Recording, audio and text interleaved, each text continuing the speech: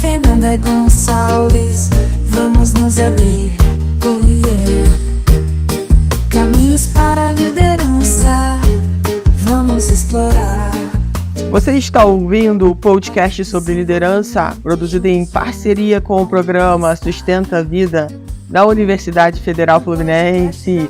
Fala, líder! Eu sou Fernanda Gonçalves, administradora, pós-graduada em Recursos Humanos, treinadora comportamental pelo IFT, e no episódio de hoje falaremos sobre o impacto da má gestão. Vamos caminhar em busca do autoconhecimento e evoluir. Já quero pedir para você pegar aí o seu copo de água, a sua garrafa de água, a sua canequinha de café, para a gente poder iniciar essa prosa aqui e falar sobre o impacto da má gestão hoje. Essa matéria saiu na Você RH, fevereiro e março de 2024, e eu quero conversar com você um pouco sobre o conteúdo da matéria. Já quero pedir também para você fazer contato com a gente através do WhatsApp, DDD 22 99 222 1003. Manda aí ou um elogio, ou uma crítica, enfim, manda a mensagem que você quer enviar, como que o podcast tem contribuído aí na sua vida. Comenta com a gente, é sempre importante a gente receber a mensagem de vocês, tá? O meu coração sempre fica muito quentinho quando recebe. Já aproveito para falar para você me seguir lá no meu Insta, eu.Fernanda Gonçalves, sem o cedilha. Me segue lá, me manda um direct, fala que você ouve os podcasts. Vai ser uma honra conversar com você também via direct. Então vamos falar sobre esse tema que é tão relevante e contribui, inclusive, com um podcast anterior. E aqui a matéria já começa assim, gente. 48% dos gestores representam um risco para a empresa. Isso porque são inseguros, não geram empatia, integram mal e vão na contramão do que desejam seus colaboradores. Identificar o problema cedo é a chance de consertá-lo antes que vire um transtorno. Então já começa assim a matéria, né? Dando um tapa na cara, trazendo um percentual alto que a gente precisa começar a olhar, né, para os gestores da empresa. A gente sabe o quanto que é importante. Só que, muitas vezes, e como consultora de RH eu posso falar um pouco mais sobre isso, né? Existe a questão vamos ficar com esse mesmo, né? Porque parece que traz aquela sensação de que se ele sair vai ser pior. E pode ser exatamente o contrário. Mas não precisa necessariamente ter uma saída. A pessoa precisa sair da empresa, ser dispensada. Mas a gente precisa começar a tratar isso com os feedbacks, com acompanhamento, com treinamento. Então, vai ser preciso conversar com esse gestor. Vai ser preciso dar feedbacks de como anda a gestão dele. Vai ser necessário ouvir os colaboradores desse gestor para que ele entenda que a gestão dele não está legal e precisa ser mudada. E para mudar a gestão, gente, o gestor precisa entender e contribuir para esse caminho. Então, quando ele fala aqui, olha, que esses gestores estão na contramão, primeiro porque são inseguros. E aí eu quero abrir um parêntese para falar sobre a insegurança, né? E para a gente começar a refletir sobre isso, porque eu escuto isso muito também das minhas alunas. E essa insegurança, ela acaba irradiando para todas as áreas da vida. Muitas vezes essa insegurança, né, ela pode estar pautada em traumas que essa pessoa passou. Então, em situações da vida em que ela passou a ser insegura. Só que quando a gente não tem consciência dessa insegurança, é como se a gente alimentasse ela sem saber, sabe? Agora é uma insegurança ali de se posicionar no trabalho, daqui a pouco é uma insegurança do que vai escolher para se alimentar, por exemplo, para se vestir, e essa insegurança vai aumentando, sabe? Ela vai aumentando numa proporção e a pessoa não vai se dando conta disso. Então, numa posição de liderança, por exemplo, muitas vezes essa insegurança, ela se demonstra quando, ao invés desse líder ir e tomar a decisão, ele vai pedir um conselho, por exemplo, a um gestor sênior que tenha mais experiência, porque ele não se sente seguro em tomar aquela decisão. Então, ele precisa sempre que alguém diga para ele o que fazer, mesmo que lá no fundo ele saiba o que fazer. Mas é como se ele precisasse de uma validação externa, sabe? Eu preciso que alguém me diga realmente se eu estou no caminho certo. Só que isso, com o tempo, isso é desgastante. E, ao mesmo tempo, né, o gestor que está acima de você, o coordenador, o gerente, o diretor, seja o nome que a empresa dê, começa, de uma certa forma, também a ter uma certa preocupação. Às vezes essa pessoa está já há anos na função, no cargo, e ela continua com esse mesmo padrão de insegurança. Parece que, ou toda vez que acontece um episódio novo, que nunca aconteceu, essa insegurança grita. Essa insegurança diz: não tome nenhuma decisão sozinho, vá buscar ajuda primeiro. Isso pode ser bom, como eu disse, e pode ser muito ruim, porque a gente começa a cansar disso. É como se fosse uma criança que não quer crescer, sabe? Que ela sempre vai depender de alguém para fazer as coisas por ela, de uma certa forma. E isso pode, como eu falei, pode estar ligado a relacionamento. Às vezes no seu relacionamento você não decide nada, você está sempre pedindo para outra pessoa resolver. Escolhe aí qual é o restaurante, escolhe aí com que roupa que você acha que eu devo ir, escolhe aqui para mim, escolhe um sapato que eu tô querendo comprar um sapato, vamos ali comprar comigo. Tô querendo comprar... Começa a perceber, essas coisas parecem que são bobas, são pequenas, mas elas vão mostrando o quanto que, de uma certa forma, a insegurança é tão grande na sua vida que você, em tudo, você não toma decisão sozinho. Você precisa da validação de alguém. E aí tem que procurar buscar, né, se autodesenvolver, se autoconhecer, de onde que vem. Por que eu me mantive assim tanto tempo da minha vida, né? Por que eu fui para esse lugar? E ter coragem de encarar essa questão, tá? Porque não é só no trabalho. O trabalho pode ser a ponta do iceberg. E isso está prejudicando a sua liderança. Porque imagina se você... A gente pode imaginar a seguinte situação: a gente vai comprar alguma coisa que a gente nunca teve na vida. E a gente tem uma série de dúvidas sobre aquilo, se aquilo realmente vai funcionar do jeito que a gente quer. Aí a gente encontra um vendedor que está mais inseguro do que a gente. Ele não consegue tirar as suas dúvidas com segurança. Ele tem sempre um talvez, pode ser, eu vou ter que verificar. E aí você começa a perceber, não vou conseguir comprar com esse vendedor, ele sabe menos do que eu, então não adianta. E é assim na liderança, né? Os subordinados começam a perceber isso. Então, como que eles vão contar com você se o tempo todo você demonstra que você sabe menos do que eles? Talvez você saiba muito, mas a sua insegurança acaba te atrapalhando, e é essa percepção que você passa para os seus colaboradores. Então, olhar para isso é muito importante. Aí, o terceiro ponto que ele traz é: não geram empatia. Então, os gestores não geram empatia. Se eu não gero empatia, é porque eu não estou criando conexão com a minha equipe. É porque não está havendo comunicação. E, gente, depois da pandemia, né, que a gente... Tudo bem, algumas empresas mantiveram aí o home office, trabalho híbrido, mas a gente tem muita condição de estar sempre juntando a equipe, e não precisa ser aquele evento. Tem muito gestor que fica esperando aquele evento. Tem que ser uma coisa muito importante para juntar a equipe. Às vezes pode ser um bate-papo de meia hora que vai contribuir muito pensando no que aquelas pessoas estão passando naquele momento, ou a situação que a empresa está passando naquele momento.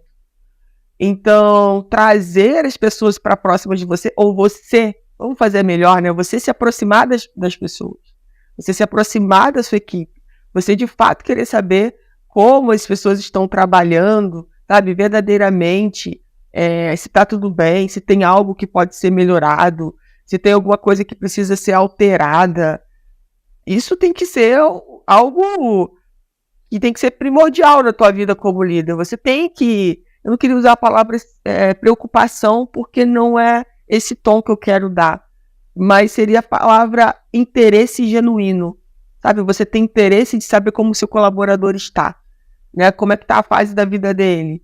Claro, se ele quiser te dizer ou não, porque a gente sabe que existem pessoas que não gostam de falar sobre a vida pessoal. Mas eu entendo, gente, que a gente não é dividido assim.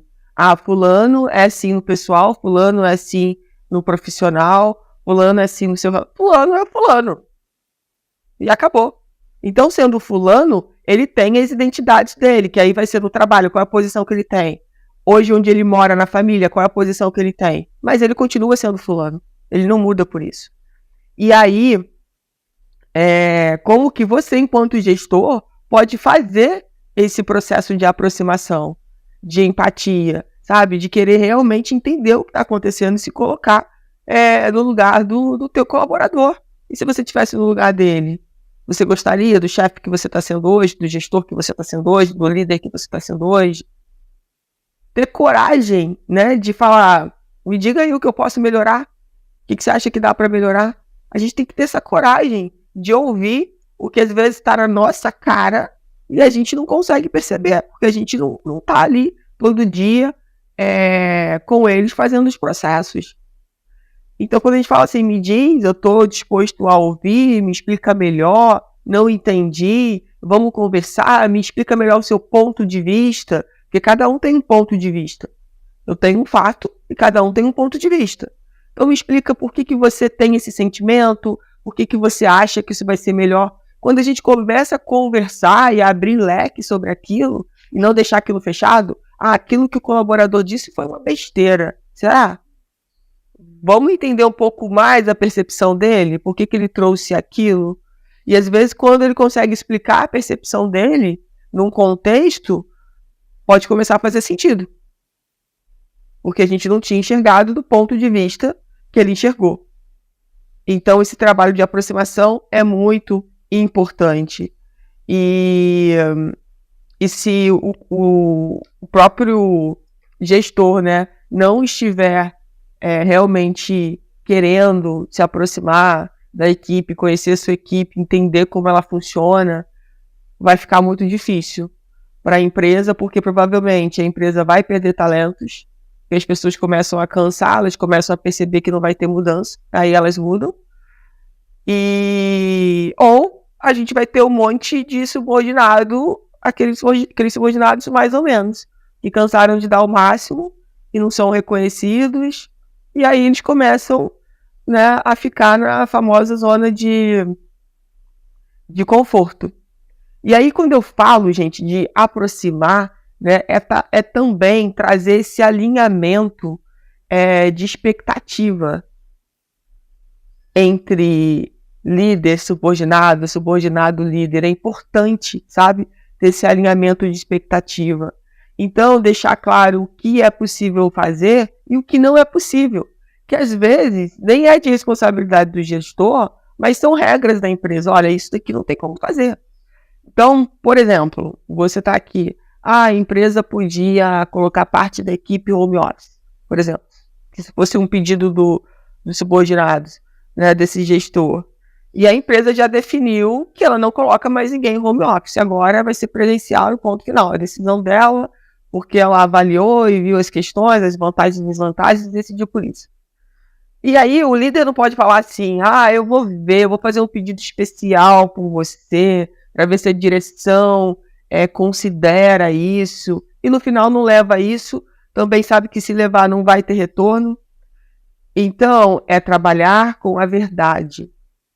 Aí quando a gente alinha expectativas, trabalha com a verdade, as coisas começam a funcionar muito bem. Aí você pode estar perguntando, mas Fernanda, nem todo mundo fala a verdade. Sim, concordo, mas eu não posso ir para esse lugar de porque nem todo mundo fala a verdade, eu não vou falar. Eu vou ficar sofrendo, eu vou ficar com essa dúvida, sabe? E tem uma coisa importante que eu queria falar aqui, que é a questão da confiança. Então, quando esse gestor se aproxima, quando ele tem realmente uma conexão com os seus liderados, começa a ter aquele elo de confiança, sabe? Claro, gente, que existe gente extremamente desconfiada, que nunca vai confiar. É aquele que fala que dorme com o olho aberto e com o outro fechado, porque ele não confia, nem na pessoa que ele está dormindo, do ladinho ali da cama. Sempre essas pessoas vão existir, tá? Não confio, não adianta, pode me falar tudo que quiser que eu não vou confiar. Ok. Isso também é do outro. Então a gente precisa aprender a separar o que é nosso e o que é do outro. Não é porque o outro é extremamente desconfiado pela história de vida dele, por tudo que ele já passou, que eu preciso também ser desconfiada. E aí a gente começa a criar um elo de confiança a partir do momento que a gente começa a falar a verdade, que a gente começa a ser congruente com a nossa fala, com a nossa prática, as coisas começam de fato a melhorar muito com relação ao clima da empresa. E ele traz aqui, para fechar a nossa conversa, né, na matéria, ele fala do impacto da má gestão. Então ele traz aqui uns 4 pontos bem importantes, tá? Então vamos lá para a gente fechar nosso bate-papo. Há uma probabilidade 91% menor de colaboradores terem alta performance. O segundo ponto, os profissionais têm 3 vezes mais chance de deixar a empresa. Terceiro ponto, a possibilidade de clientes ficarem satisfeitos é 4 vezes menor. Óbvio, né? Tá todo mundo ali desalinhado, desajustado. E o quarto ponto, também é 4 vezes menor a chance da empresa inovar em seu negócio. Então, olha como que é importante a gente olhar, né, para os gestores, para os líderes das empresas e fazer um trabalho em cima das questões que estão sendo apresentadas. E, claro, se você é gestor e está ouvindo esse podcast, você também contribuir olhando para o seu autoconhecimento, trabalhando o seu autoconhecimento, se autodesenvolvendo. Isso é muito importante, gente. A gente não aprendeu isso na escola, até hoje isso ainda eu diria que ainda tem muitas pessoas que estão fora desse contexto, que não param para olhar para dentro, para olhar para si reconhecer quem eu sou hoje, quais são meus pontos fortes, o que eu preciso melhorar. A gente está sempre olhando muito para o outro, julgando o outro. A gente sabe exatamente o que o outro precisa melhorar. Só que será que a gente sabe sobre a gente? Então a gente se distrai, muitas vezes perdendo nosso tempo olhando a vida alheia e julgando a vida alheia, ao invés de estar olhando para a gente, fazendo o nosso processo. Porque quando eu escolho fazer o meu processo, e com certeza eu vou melhorando, automaticamente as pessoas que estão próximas de mim, parece um passe de mágica, elas ficam melhores, o ambiente fica melhor, tudo fica melhor. Mas imagina se cada um faz esse processo, que coisa maravilhosa, incrível vai acontecer nesse mundo. Vem comigo, vamos caminhar. Você ouviu mais um episódio do podcast sobre o impacto da má gestão, do Programa de Extensão Sustenta a Vida da Universidade Federal Fluminense. Caso deseje enviar alguma mensagem, envie para o nosso WhatsApp, DDD 22 992221003, colocando no assunto da mensagem o nome do especialista desejado. Para mais informações sobre os nossos projetos, acesse fernandagonçalves.com, sustenta-vida.com, nosso-ead.com. No podcast sobre liderança e aprender com a Fernanda Gonçalves.